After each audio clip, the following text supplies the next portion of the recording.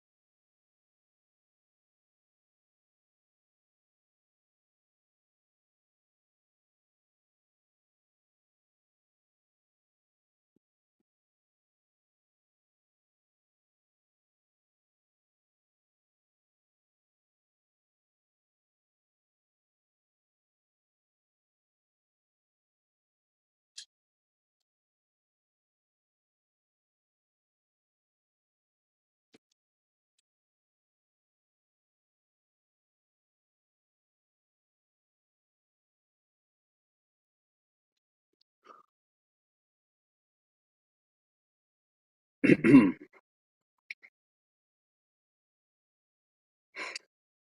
Shao, just curious, usually when do you start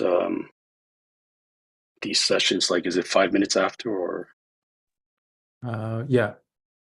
Okay, well, we'll give folks another few minutes and get started.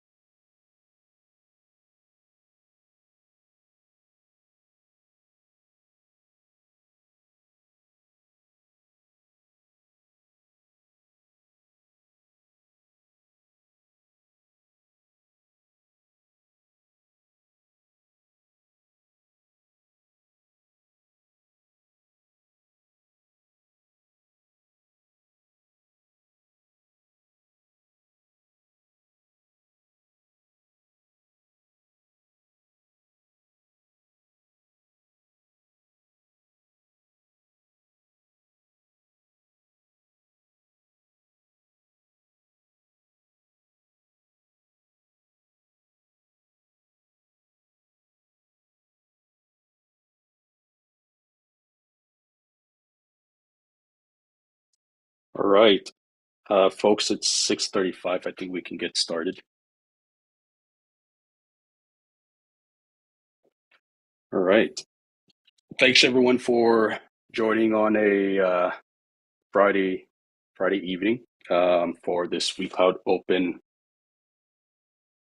course on Introduction to Docker. This is just one of many WeCloudOpen courses we're offering free. Um, for this one, it's related to our DevOps program. Docker is one of the topics that you learn in the WeCloudData DevOps program, one of many actually. But we'll see later when I talk about in terms of expectations. This is, of course, an introductory session into Docker, but in the DevOps program, you dive much deeper than what's going to be presented here.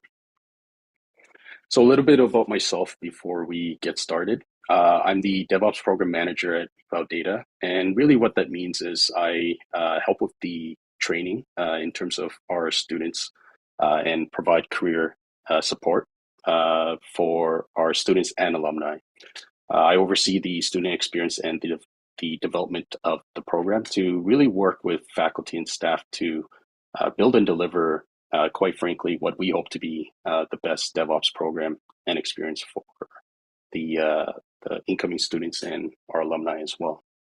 If you want to find out more about what I do, or if you want to reach out for any questions you have, whether it's about today's session or the DevOps program, feel free to reach me at nat.tran@weclouddata.com. Okay. So in terms of the agenda for the session today, I want to, even though it's really meant to be more of a hands-on practical demo, I want to build up some context and a little bit of an understanding about why people even use container technologies and Docker for that matter. The majority of the session, though, will be the hands-on practical in part 2 of the session, where we get to understand Docker a little more in terms of how to use it. And again, it's really meant to be a gentle introduction into Docker. And I'll get to the expectation slides in a bit, but it's meant for folks who maybe never used Docker before, maybe not even installed it before. Really get into installation, how to search and pull images. We'll get into actually running containers. That's mainly going to be what when you work with Docker containers, a lot of it's going to be operational. So executing processes through Docker containers. We'll then talk a little bit about how Dockerfile is constructed, and we'll build a Dockerfile from scratch, and then push it to Docker Hub. So that's the Docker registry. So it really becomes useful when your Docker images are uploaded into a remote Docker registry. So other folks like your team members or other people around the world through the internet can pull your images and start running your containers. That's also used for platforms like Kubernetes, as an example. Okay. Before we get into those things, I'd just like to quickly make some housekeeping things here. So we have a partnership with Manning Publications, and you can get a 30% discount there using this coupon code. They have really great publications. I've purchased from them before, and it's just really high quality tech publications. Also, because this session is Docker, just a quick plug. We have our next DevOps program session running starting in June, end of June. So if you're interested in that, feel free to just take a look at the WeCloudData website and take a look at the program and program brochure on there. All right. This session is part of a series of sessions that we've been running related to DevOps program topics, including early in March, we did a Cloud and DevOps Engineering info session. We then did IT to DevOps info session, talking about some of the transitions from traditional IT roles into more specialized DevOps roles. We also did a session on DevOps resume actually a few days ago. And today's session is on Docker with respect to the WeCloudOpen series of free courses. In a few weeks, we'll also be doing a session on guidance for Kubernetes certifications like the CKAD and CKA certification exams. Okay.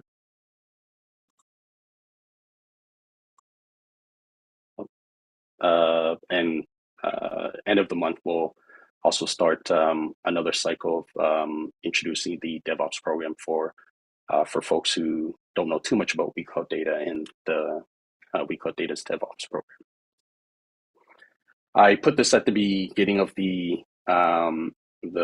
when we started the meeting, but if you're interested in joining our Discord server, this channel is gonna give you a lot of announcements when it comes to info sessions, WeCloudOpen, courses, any announcements regarding WeCloudData's programs. You can find all of that here in our Discord channel. So feel free to join and hop in to those channels there. All right, so I think let's get into expectations in terms of, at least specifically for this WeCloud Open course regarding introduction to Docker.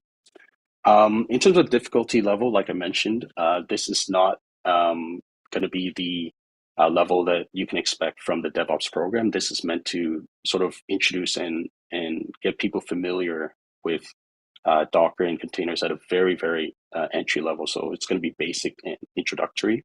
Hopefully, if you find this course interesting and you want to learn more about it, then you can always hop over to WeCloud's DevOps program page and learn about, in addition to Docker, all the other technologies and tools and sort of topics that you'll be learning about in DevOps.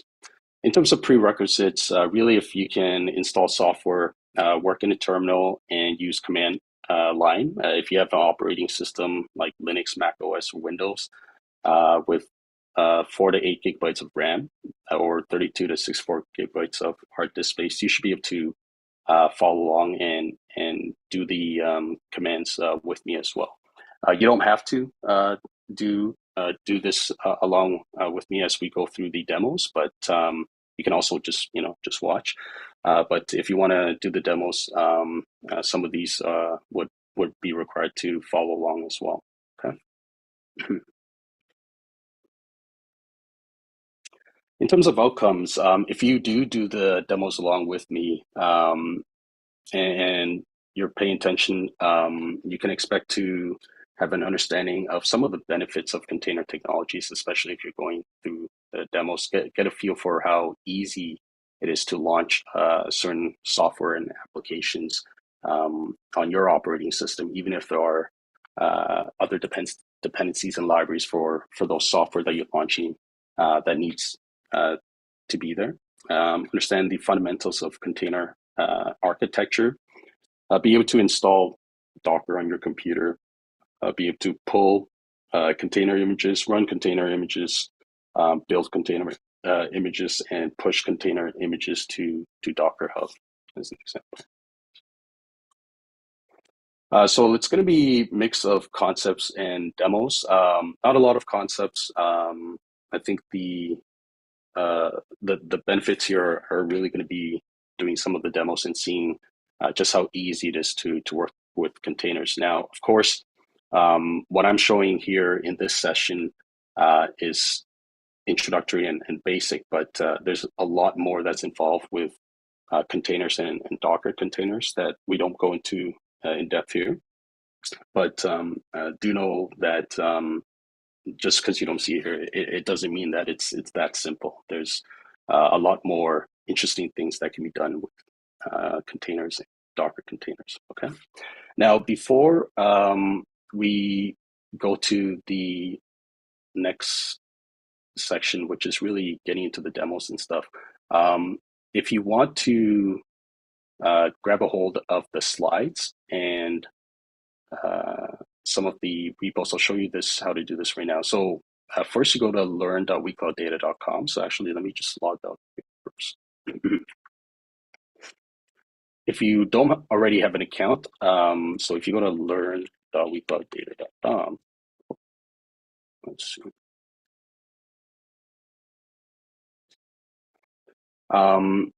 If you don't already have an account, you can sign up. Click here and sign up. Once you've signed up and you've logged in, you're going to see the WeCloudOpen panel here. Once you go here, you can go to DevOps Engineering, and the session we're working on here, Docker, and then you'll see Introduction to Docker, and you'll have the slides available here. Okay.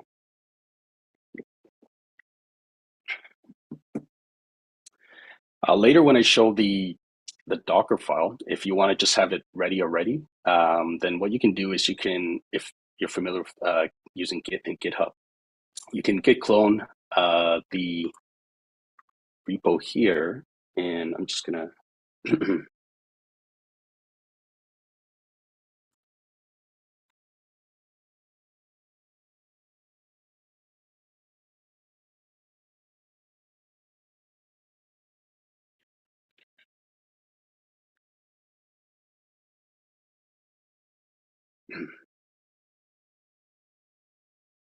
so if you're familiar with Git and GitHub, you can also grab the Docker file that I'm going to show later. If you're going to do the demo along with me. Once you clone that in, you can go to Docker and then Alpine curl, and there's a Docker file here which we'll be using in a bit later. Okay. Some folks have mentioned that they don't see my screen. Can everyone else see the screen? That's interesting. Is my I can see the screen. Okay. So for those who, for whatever reason, can't see my screen, maybe you can try to leave the Zoom meeting and come back in. That might help. Yeah. So so anyway, so let's build up the context in terms of container technologies in Docker. So why are folks even interested in container technology in Docker? So I guess in terms of before the the use of DevOps tools and technologies and frameworks, traditionally the major way of working and delivering products and services when it comes to software and IT projects in general was using the waterfall approach.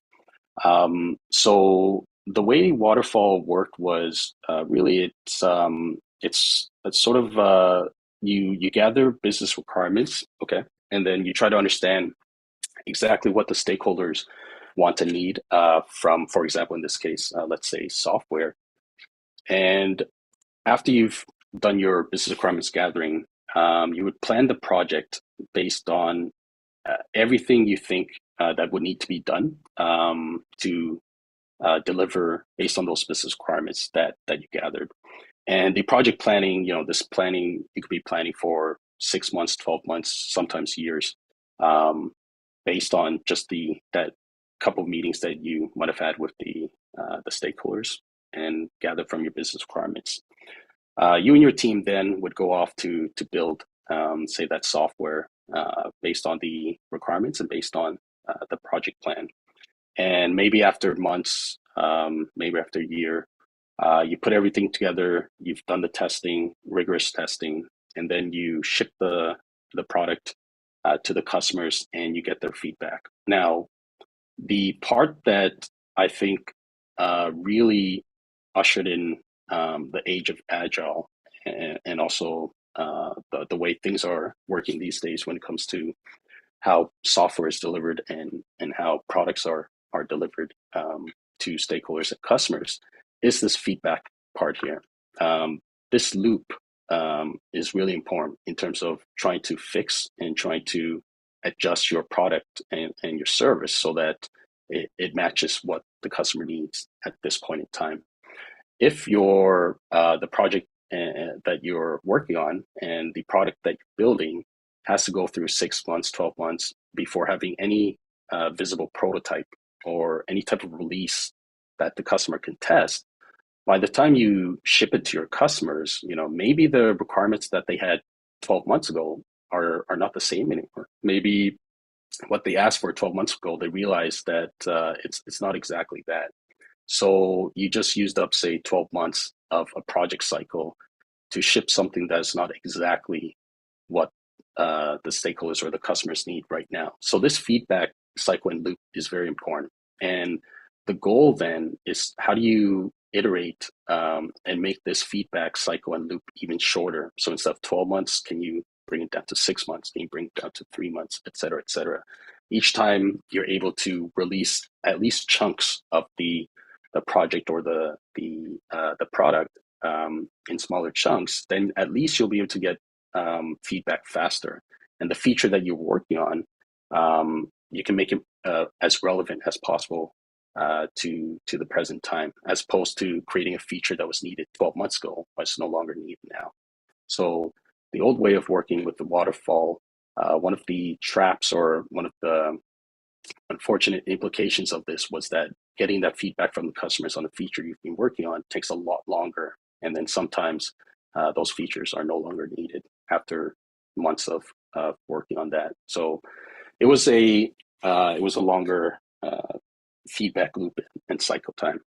Now with Agile, and of course, there's a lot of factors that go into Agile and what Agile is and how it works. But essentially, if we break it down, what Agile does is it gives you many more feedback cycles and loops, and you iterate over your product and your features many, many more times in a given project period or cycle. So by doing this, you chunk it down, the bigger product into smaller releases, and the features, once you ship it to the customer, maybe that small release or that small product feature, you get their feedback and you can adjust very, very quickly based on their feedback. So really what you're doing is you're shortening that feedback time and that feedback cycle and having many, many, many more iterations than you would have using a traditional waterfall approach. Okay, so this just allows teams, development teams, operations teams to get the stakeholder and customer feedback they need to really improve the product and prevent waste and inefficiency when it comes to feature releases and product builds. Okay, so faster iterations, many, many more iterations. And it wasn't just Agile. So we talked about framework, or we talked about processes between Waterfall and Agile. But in terms of the evolution of IT over the decades, you also, of course, had technology that was evolving and was improving over time. With the advent of virtualization, you really then allowed the commoditization of hardware.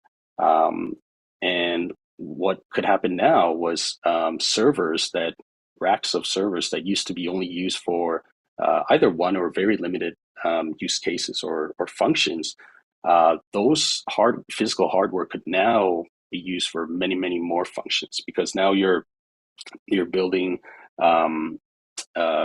virtualization technology, putting it inside the same server, and you're able to put virtual machines and different operating systems on one bare metal or one physical rack server.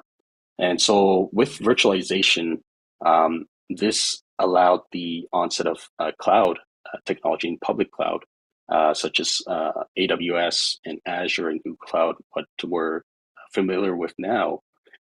In I think mid 2000s, 2006, when AWS released publicly their platform for customers, that really ushered in a new age of IT. You had this flexible, elastic cloud computing service that leveraged the power of virtualization.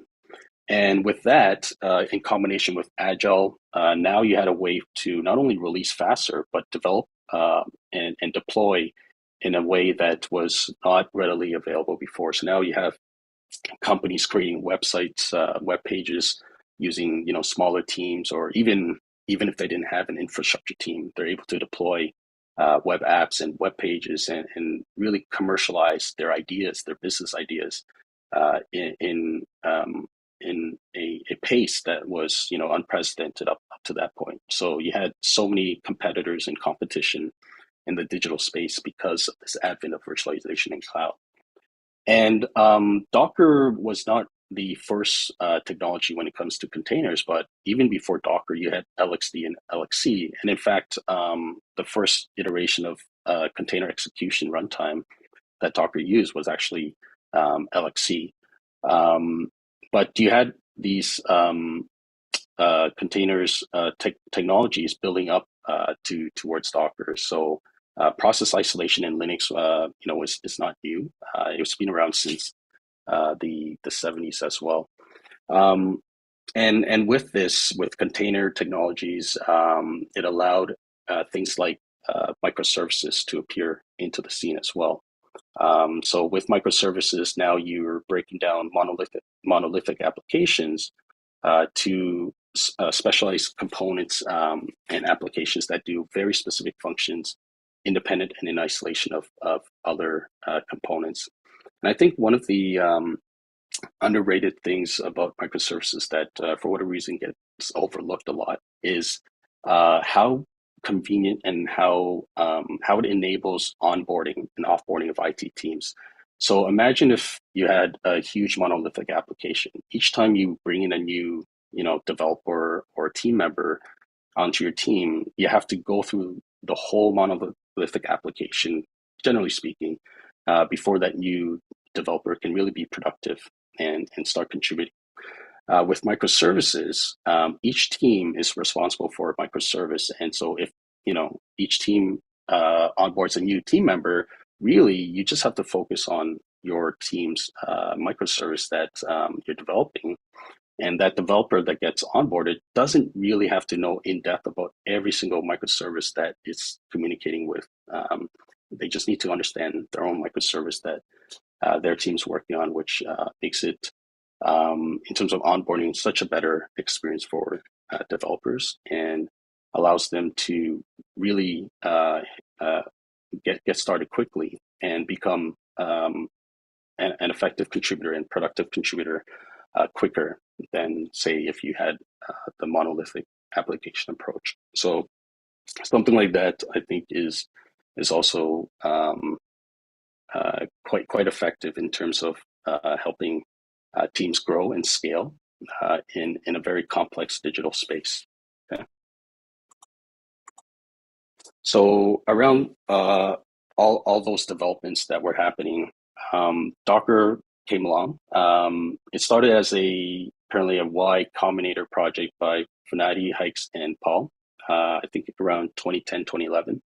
And it continued on. Hikes worked at DocCloud, the past company, and they were building these Docker prototypes at that time. And they presented the Docker project at PyCon 2013 Santa Clara, which they then open sourced, I think later that week or that month in March of 2013.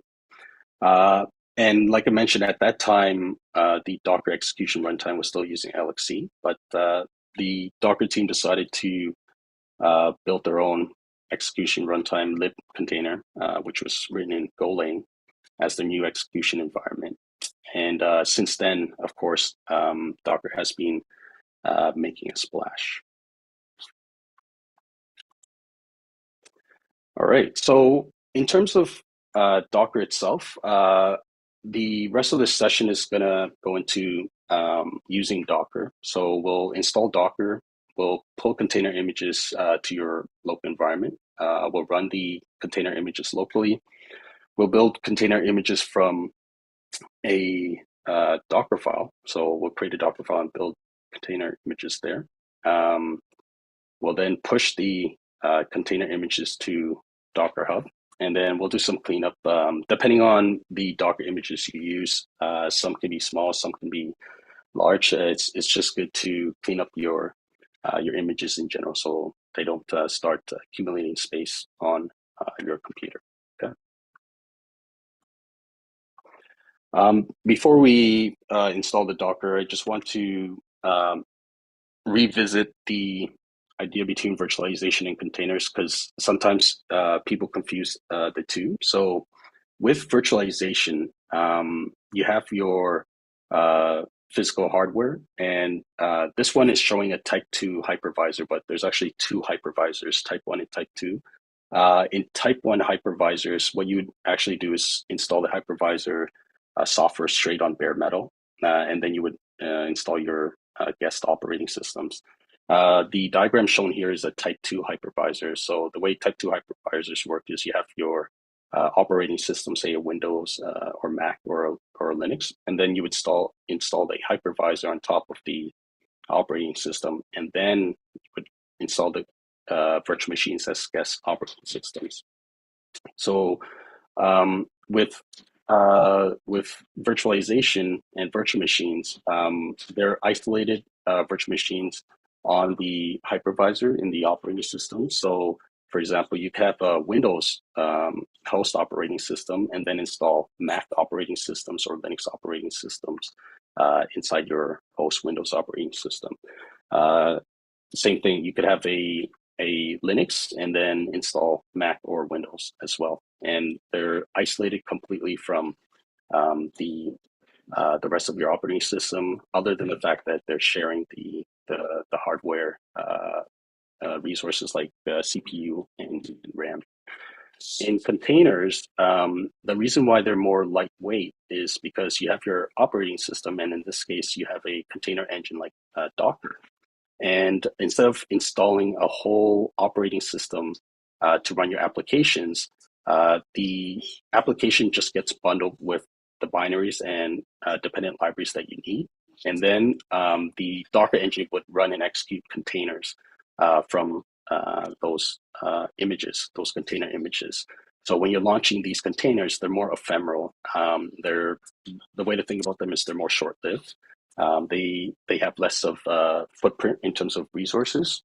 So you can launch many more applications for the same, say, amount of hardware usage compared to virtual machines. Virtual machines a bit more heavy when it comes to resources.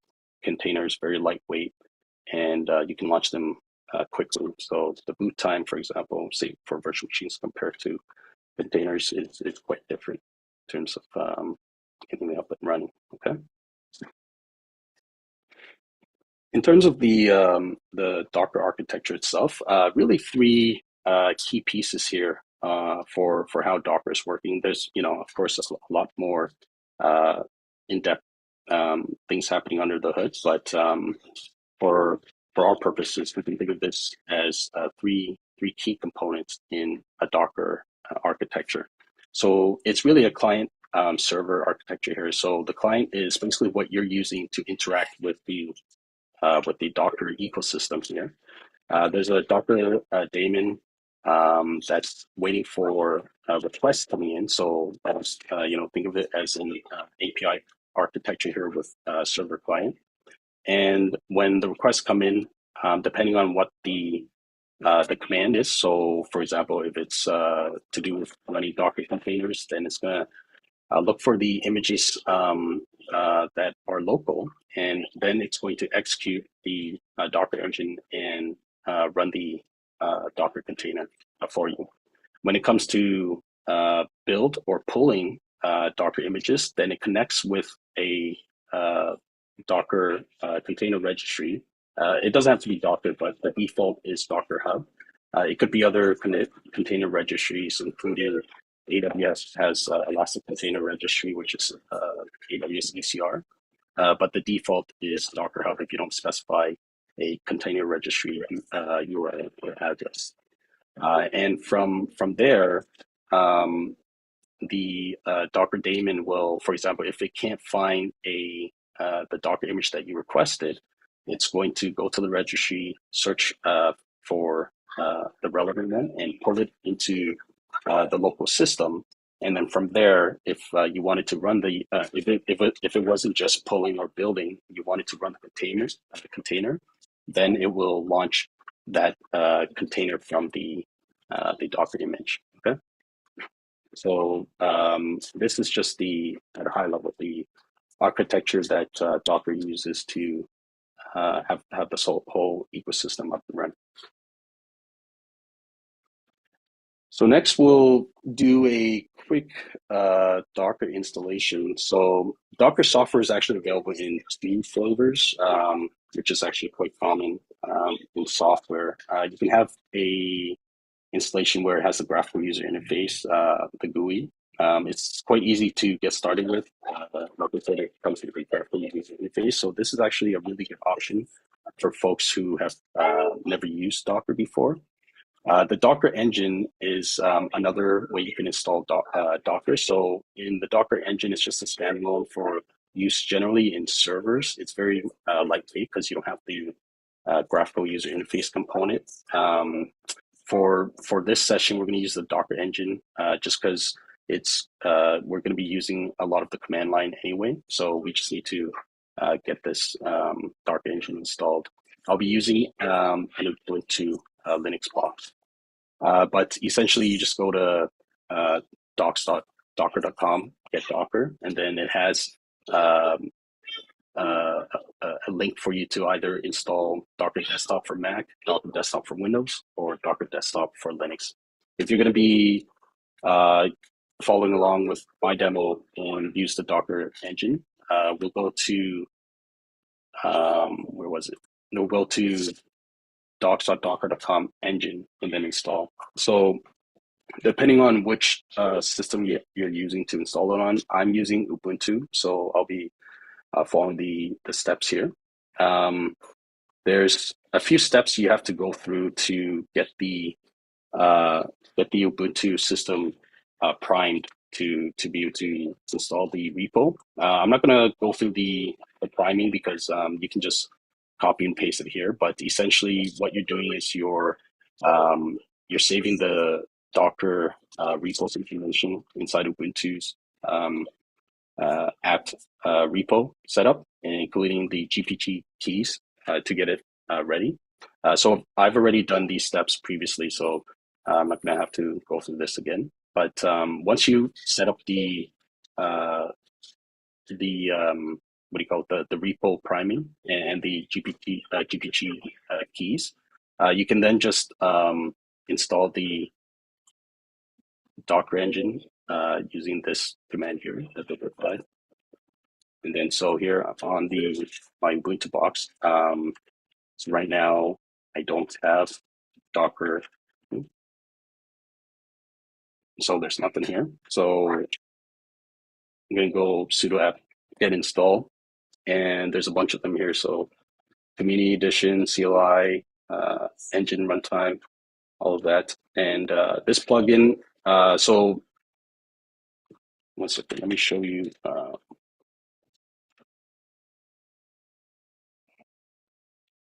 So here, in addition to the core Docker engine, there's also plugins that extend Docker features and Docker capabilities. So the two most useful that people generally use, that's why they kind of put it here, is BuildX and Docker Compose. We're not going to go through that in today's session, but essentially what BuildX allows you to do is build for multi-platform architectures. So I'm actually using Apple Silicon right now. So this is a ARM64 architecture.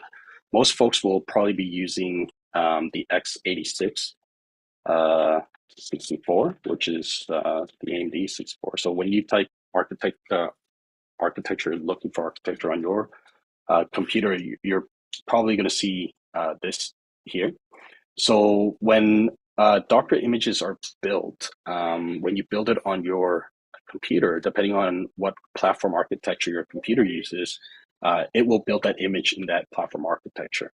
What BuildX allows you to do is, even if I'm on a ARM64 architecture, I can build the images for both ARM64 and x86, AMD64 architecture. Okay, and vice versa. If you're on x86 architecture, you want to build for folks who are using Apple Silicon, you can use BuildX to build your Docker images and push it to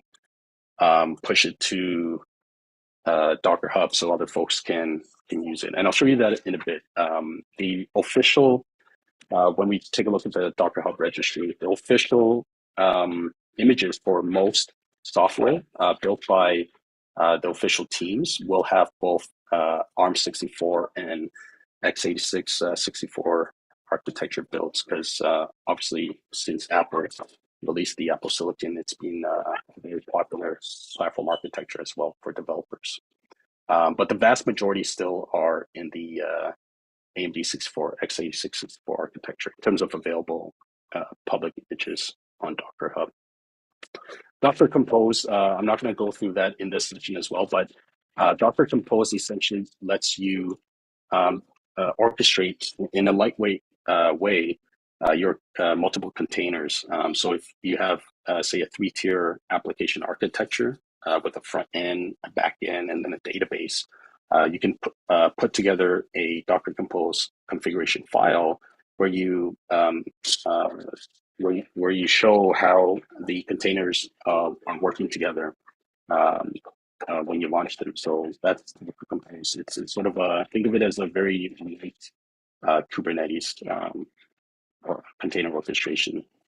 In production, though, people are going to use Kubernetes or other container orchestration platforms meant for production, like AWS ECS, Elastic Container Service, as an example. Okay. So yeah, so those were the two plugins that that was also installed, even though I'm going to be using those. So now that the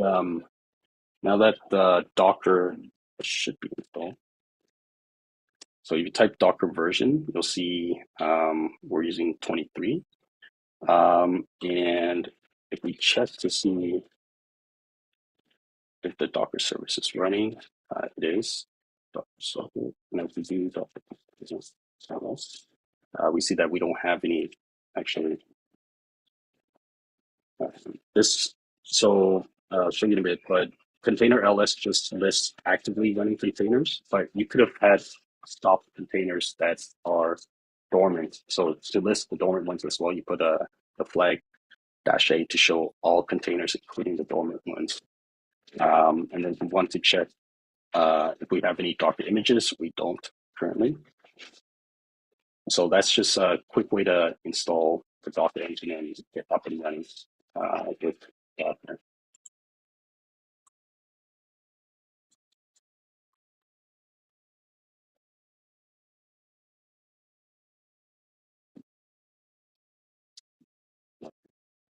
So the next component you're going to be dealing a lot with when it comes to working with Docker is, of course, Docker images, which are the artifacts, the binaries. And they act as the blueprint. So Docker Hub is the default Docker registry for container images when using the Docker software, of course. For those folks who know about Podman, which is an alternative to Docker, or actually considered the area for Docker, Podman can not only use the default Docker Hub, but it also has pre-built registries like Quay, K.io, and Red Hat image registries. But just like Docker, if you want to point to a private registry or a different official container image registry, you can do so as well. For example, AWS ECR and Azure also has, and Google Cloud, of course, have their container registries as well, not just Docker Hub. So you can access the Docker Hub registry, the Docker registry at hub.docker.com. And images can be searched there, or you can search it from the command line. And you can use the Docker Hub to pull images to your local computer. So we go to if you don't already have a account, you can actually register for a free account. You can register for a free account, and it's the personal free account. I think in terms of the private repos you can have, it's limited, but for public repos that are visible to everyone, that is unlimited. Okay.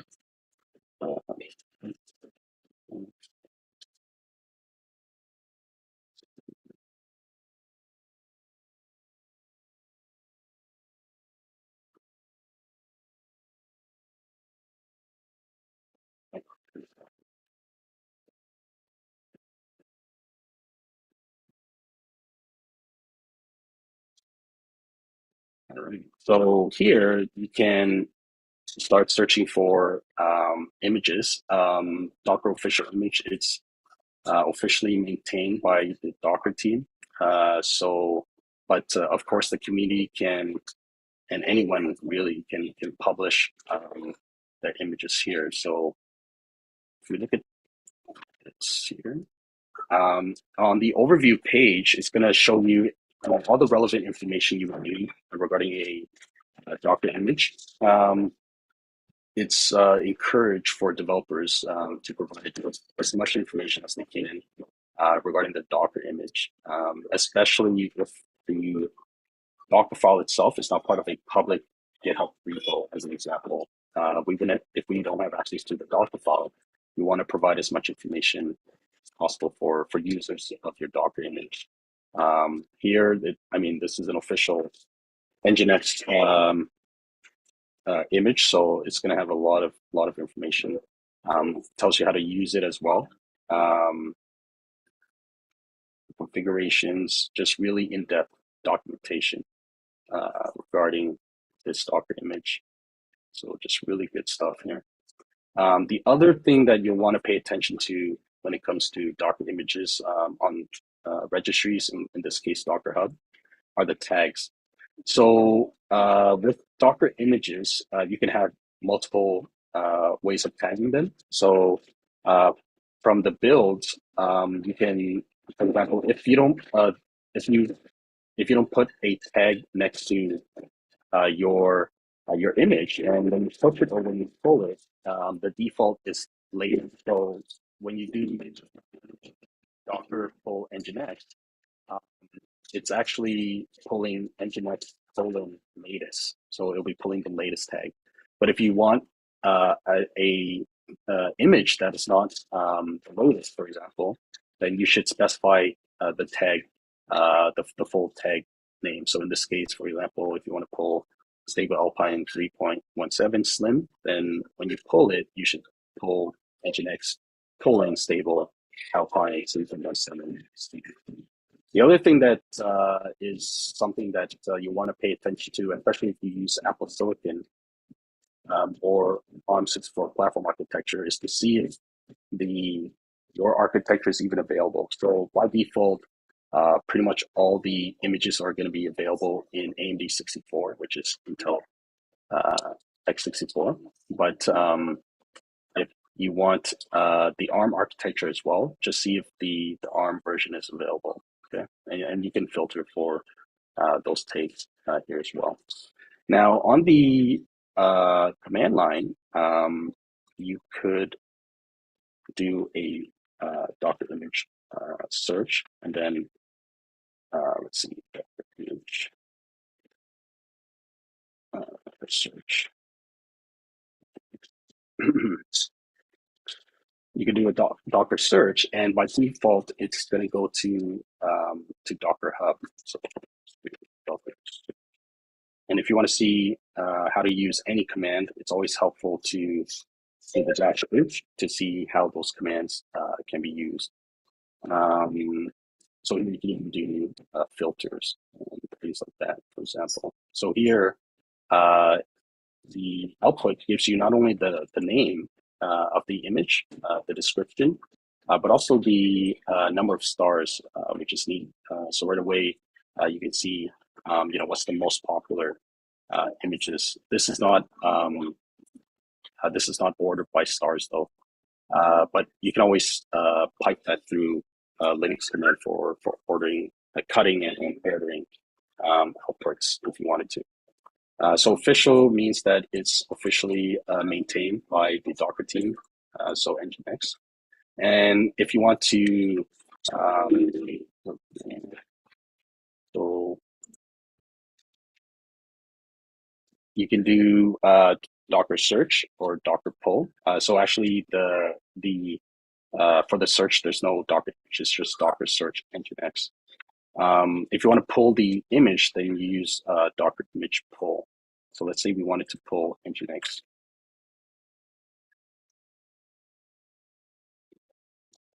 First, what it's going to do is it's going to check if you have the Nginx container image locally on your computer. If you don't have it yet, then it's going to go through the Docker Hub registry repo and start pulling the binaries to your local computer.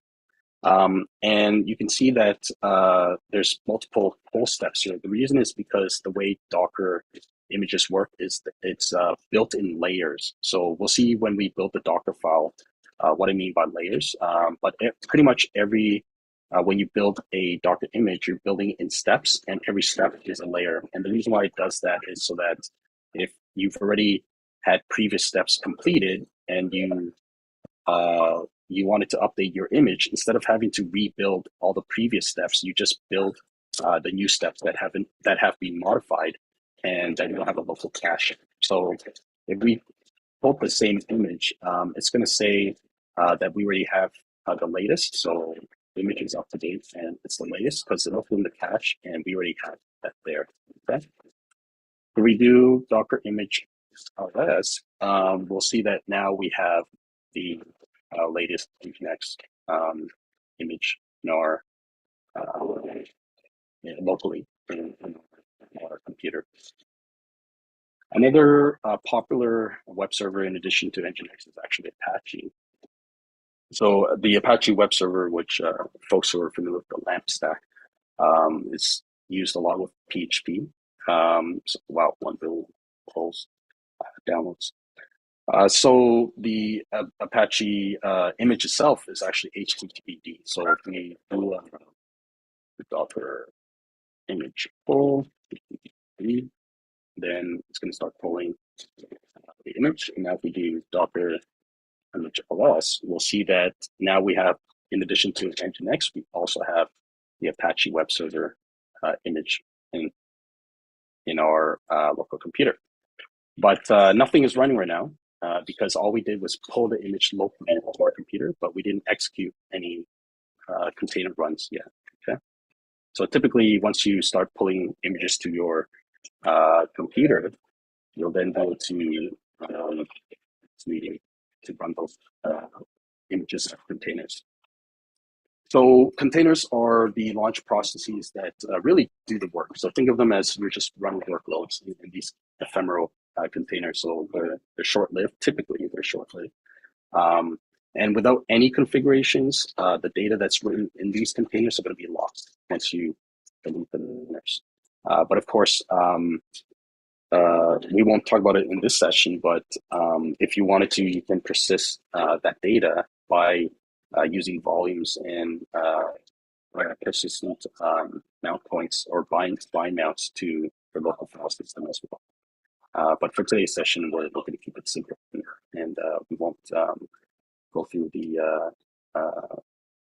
persistent storage between the containers and your local file system. So running containers comes with multiple flags. So typically you're going to either run it in detached or in active mode. So with servers, you're going to run it in detached mode. So this flag here, -d, just runs the image in detached mode. And then --rm is to completely remove the container after it's stopped or it's done its execution.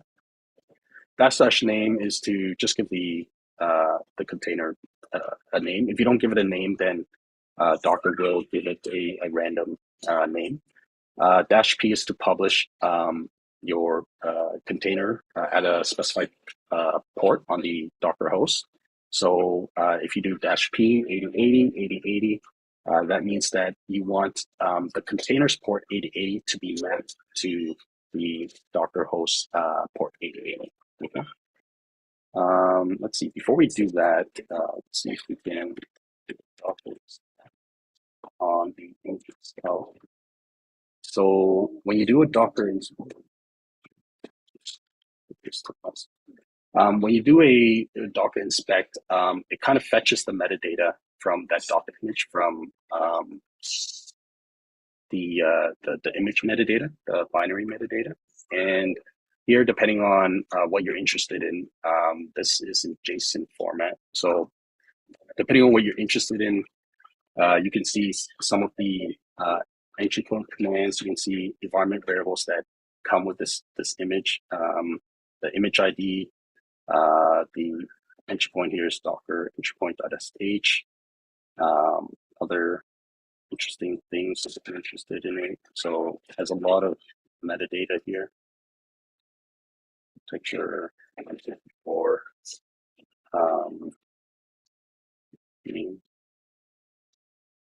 last tag. Does it show the tags? And depending on what you're interested in, the good thing about these metadata things is you can actually chain it in a bunch of automated processes. So depending on what your use case is, you could grab the ID, for example, or the repo tag. So for example, so this is JSON, so we can just do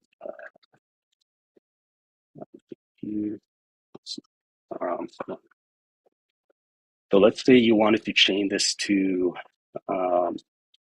multi-build or multi-step processing, and then so this is an array, so we got that first one. If I got rid of the and then let's say you want to grab the ID from that.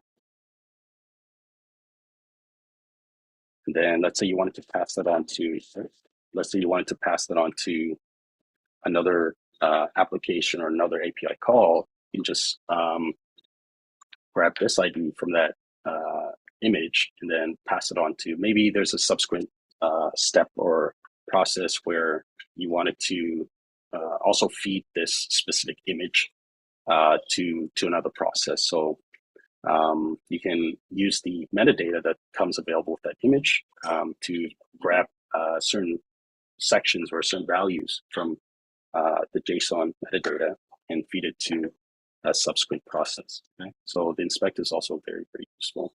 But let's say we just wanted to run this Nginx container now. Actually, just so there's nothing on local 8080. So let's say we wanted to run this now, do Docker container run, and then we want it to be deleted. We want the container to be deleted after it's done its execution and no longer needed. So we'll do a --rm, which means remove or delete the container after it's done. Let's run it in detached mode, so it doesn't keep the command line attached to it. And then we'll just call it Nginx server as an example. And we'll publish the port from its, from the Docker host, which is my Ubuntu box. Whenever requests come in from port 8080, I want it to be sent to port 8080 of the container.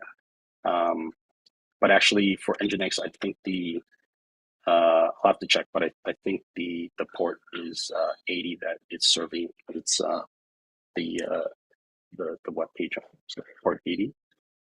And the image that we're going to use is the Nginx image. Okay.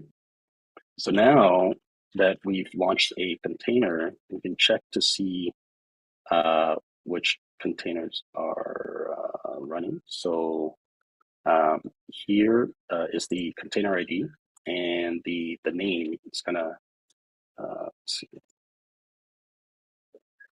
Here the container name is Nginx server, and the ports. So on the Ubuntu, it's listening on port 8080, but in the container, it's listening on the container's port 80. So if I send a request on my Ubuntu box,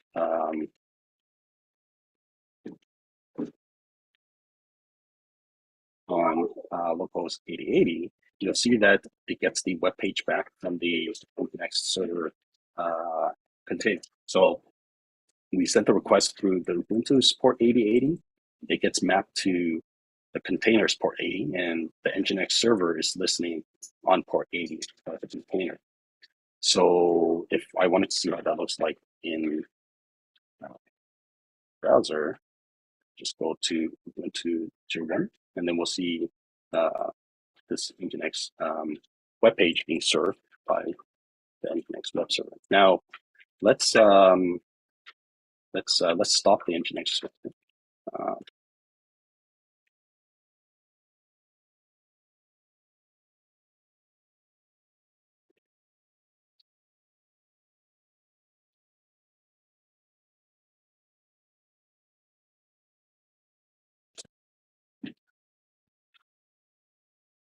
Now let's see. So after we stop it, there's no active container, but also because we in our command we also put the --rm.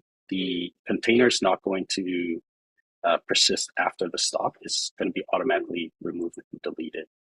Now, if we wanted to run the other Apache web server container,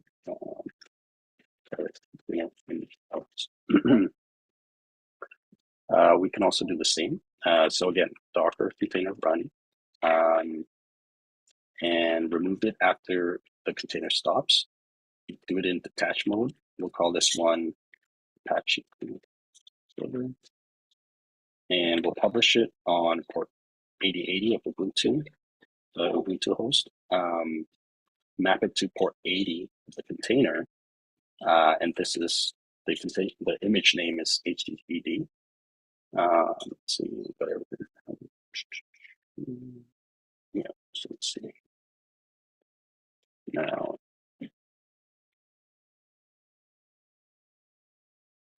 So Apache server, the container is now up and running. Now, if I just curl from the Ubuntu box, not a very interesting web page, but an Apache web server is running anyway. And then if we go to the here, we refresh this. Now this is the Apache web server hosting the web page on the containers port 80, but it's mapped to my Ubuntu's port 8080. Okay. So that's quickly how to run containers. So let's do Docker containers stop Apache server.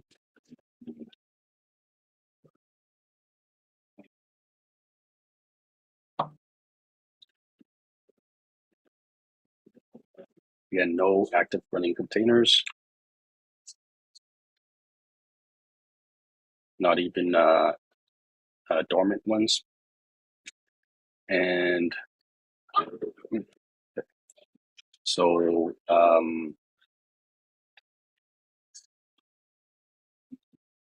now Docker files. So what I just showed you is how to run, it's how to pull images and how to run containers from images that have that were created from other folks who published to the Docker Hub, Docker repo.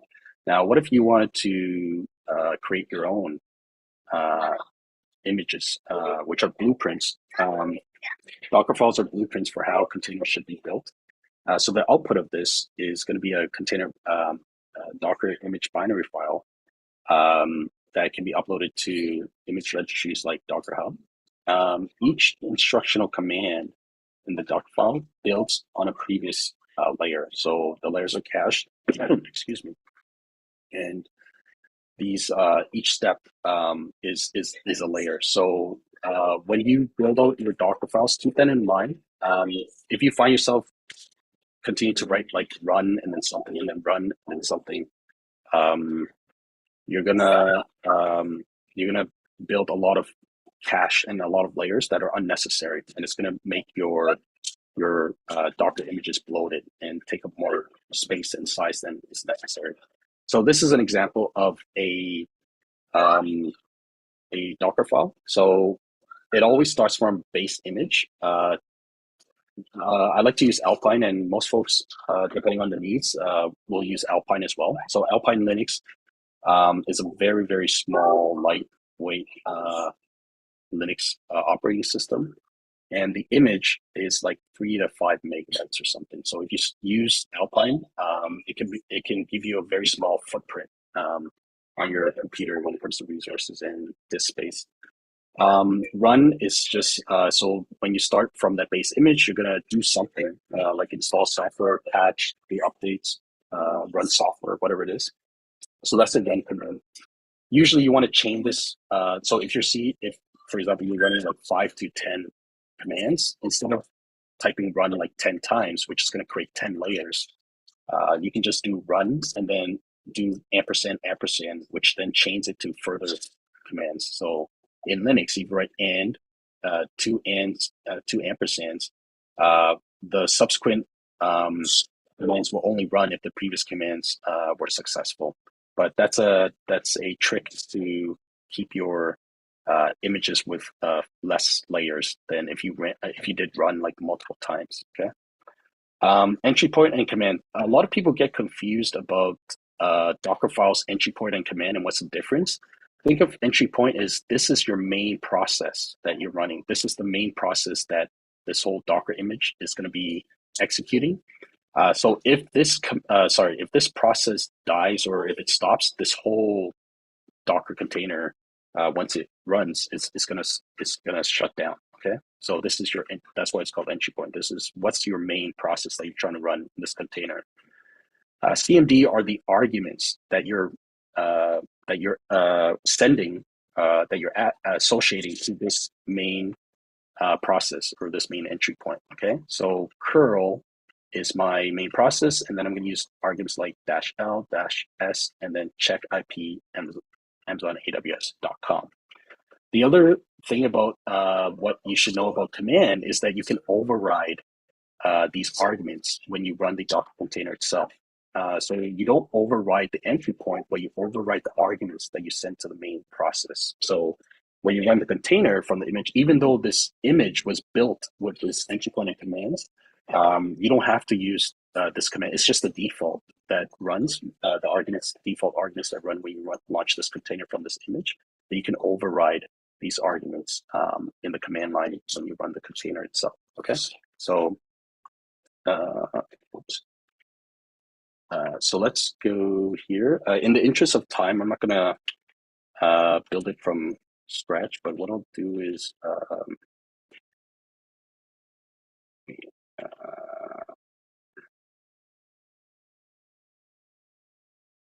okay, so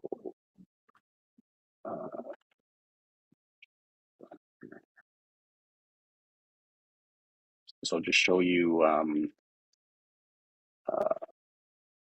what the doc file we have here is. Same thing I showed you on the slide. So basically, from Alpine image, run this command, and then use this entry point. This is the main process curl, and then these are the arguments. Okay. So all you have to do to be able to start running this container is you have to build it. So what you're going to do is Docker image build, put a tag to it. So for me, because I want to show you how to push this to Docker Hub later, I'm going to use my repo username in Docker Hub NAT46, and then we'll call this Alpine curl. And then you specify the location of the Docker file. So it's in this folder right now. So we do Docker image build. It went and I guess it fetched Alpine. So actually, if we do, so previously we didn't have this at 416 here.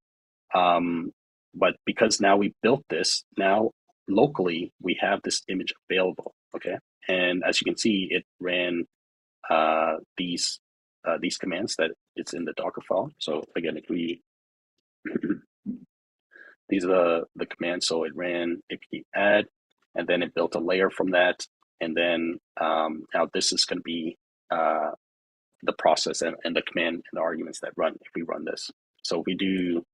So now that we have this image available locally, we just do Docker container, and then just run this thing here. So what did it do? So it used curl, and then it ran -l -s check IP Amazon, and this is the IP of this Linux box here. So if I were to just do curl and the exact same thing,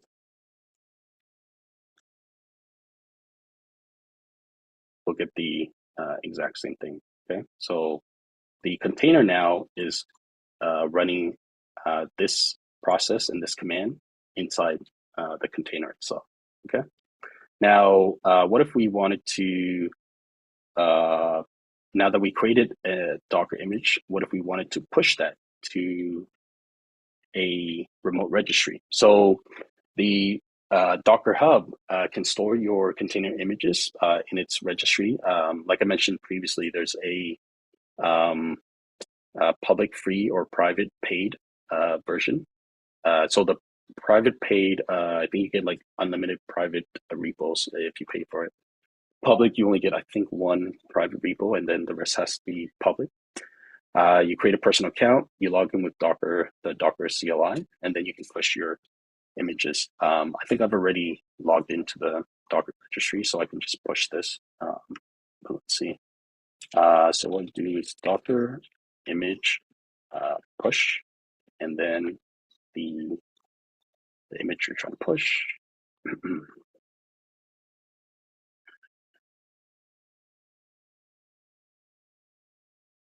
Yeah, so I've already logged in, so it has my credentials, and I'm able to push it. So if we go back to Docker Hub, if I go to my repos, so here, last pushed a few seconds ago. So this is the one that we just pushed at 7:42 Toronto time. Okay, that's the latest. This is in ARM64 architecture. So if you don't have the ARM64 architecture, you try to pull this. It's if you're using x86-64, you try to pull this, it's going to crash, or it's not going to work on yours. Now, if I wanted to make sure that everyone can use it who have either ARM64 or x86, I would use buildx to build the image and push it, because then it'll build the image in both platform architectures. Okay.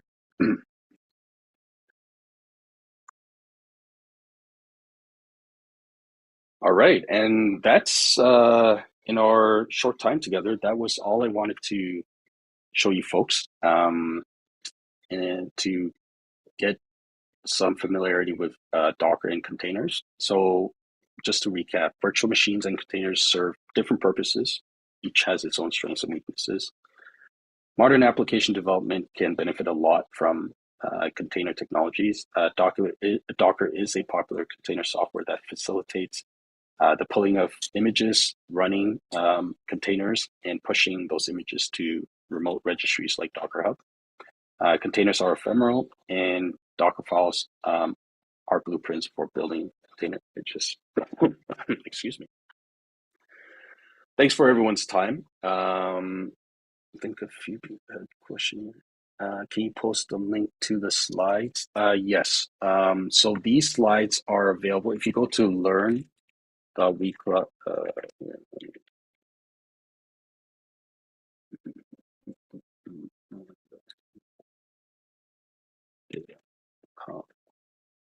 If you go to learn.WeCloudData.com, if you register for an account and log in, there's going to be a second. Let me show that.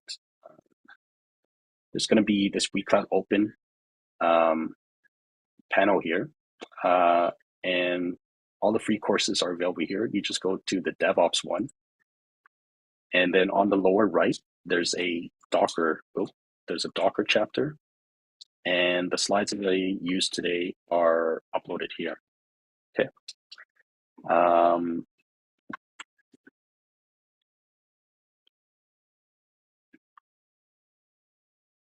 What is -L? Oh, so when you use curl, -L means to follow any redirects, because sometimes you go to a certain link, a URL, and you know how like sometimes you can be redirected to another URL or another web page or another location. So -L just means if when curl sends a request and that page no longer lives there but lives somewhere else, and it gets redirected, then I'm telling curl to follow that redirection to that new page.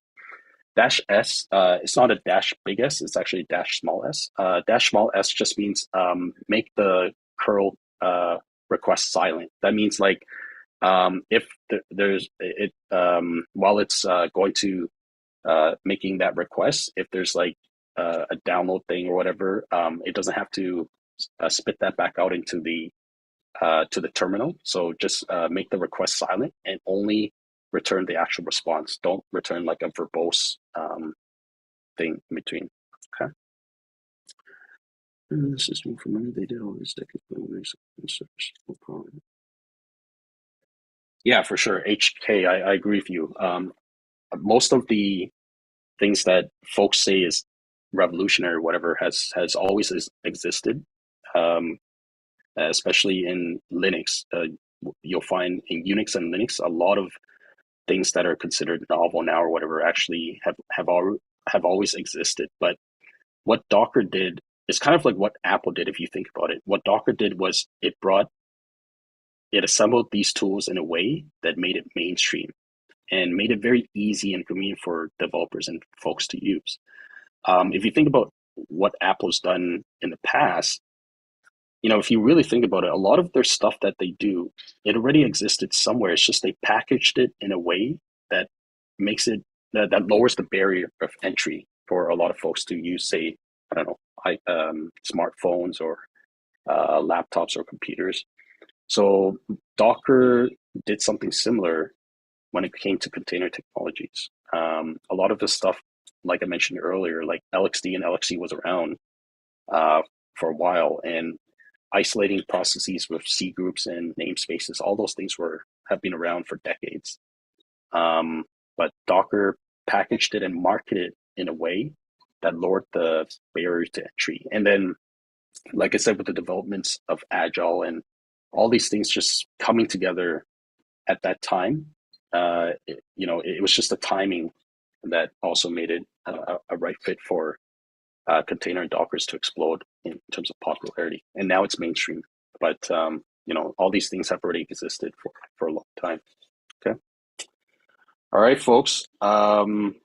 It's almost 8. I am gonna log off and drink some coffee and eat a few snacks. But hopefully, you good folks learned a thing or two, and I hope you all enjoyed this WeCloudOpen session. Hopefully, we'll see you folks a lot more often in future sessions. Join the Discord server. We have events and sessions every week, not just in DevOps, but in different programs as well. Like we have machine learning engineering. So if you're interested in ChatGPT and AI and all that good stuff, check that out as well.